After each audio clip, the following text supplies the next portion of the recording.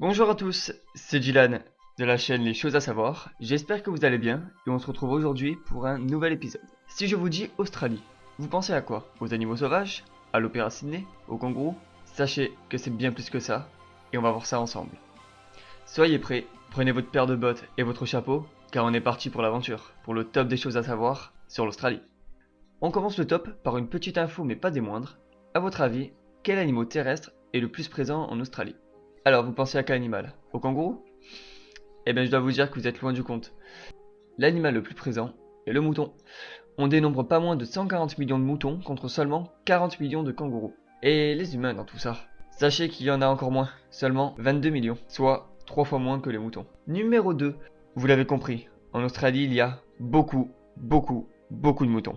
L'économie locale compte donc beaucoup sur eux, que ce soit pour la viande ou la laine, et l'exportation, c'est très important là-bas. Mais il y a un problème qui s'impose, parce qu'il n'y a pas que les moutons en abondance là-bas. En effet, les dingos, très présents en Australie, considèrent le mouton comme une proie facile. Les Australiens ont donc dû construire des clôtures pour séparer les deux espèces. Et c'est en 1946 que l'Australie adopte une loi qui unifie toutes les clôtures construites à ce jour, formant une seule et immense barrière anti-dingo. La clôture a des dimensions assez dingues. Elle parcourt en totalité 5320 km, ce qui fait d'elle la clôture la plus grande du monde. Numéro 3. Au risque de vous contredire, non, Sydney n'est pas la capitale de l'Australie, c'est Canberra. C'est cette ville qui a été choisie pour être la capitale australienne, car il n'arrivait pas à se décider entre Melbourne et Sydney. Canberra, se situant à la même distance des deux villes, a donc été choisie. En gros, ça nous apprend que quand on ne sait pas choisir entre une pomme et une poire, eh ben prenons une banane. Numéro 4. Je vais maintenant parler à la fois d'une merveille et d'un mystère pour l'homme. L'homme de marée. C'est un géoglyphe, vous savez, ces formes géantes que l'on voit que du ciel. Celui-ci a été découvert le 26 juin 1998. Il représente un chasseur et il est situé à 60 km de la ville de Marée. Les dimensions de ce géant sont impressionnantes. Le dessin fait 4,2 km de long pour 15,3 km de circonférence. Malgré toutes les avancées scientifiques que nous avons, les origines de ce dessin restent un vrai mystère. Le site est aujourd'hui fermé au public, mais il est encore possible de le voir en le survolant via des vols touristiques.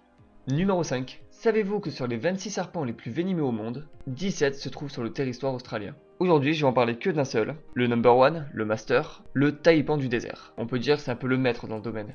Son venin est 100 fois plus toxique que celui du crotal diamantin et 25 fois plus que celui du cobra. Une seule dose est capable de tuer 100 hommes adultes ou bien 250 000 souris. C'est dingue ce qu'on peut trouver en Australie quand même. Numéro 6. Pour la dernière info, on va partir loin des serpents et du danger pour s'approcher d'une merveille de la nature. On va parler d'Uluru, aussi appelé Eyre Rock. Uluru est un relief isolé dans le territoire du Nord. Il s'élève à 348 mètres de haut, soit environ 50 mètres de plus que la Tour Eiffel. Cet endroit est juste magnifique. Il est classé sur la liste du patrimoine mondial de l'UNESCO. Cet endroit est devenu un endroit clé de l'Australie dès les années 40.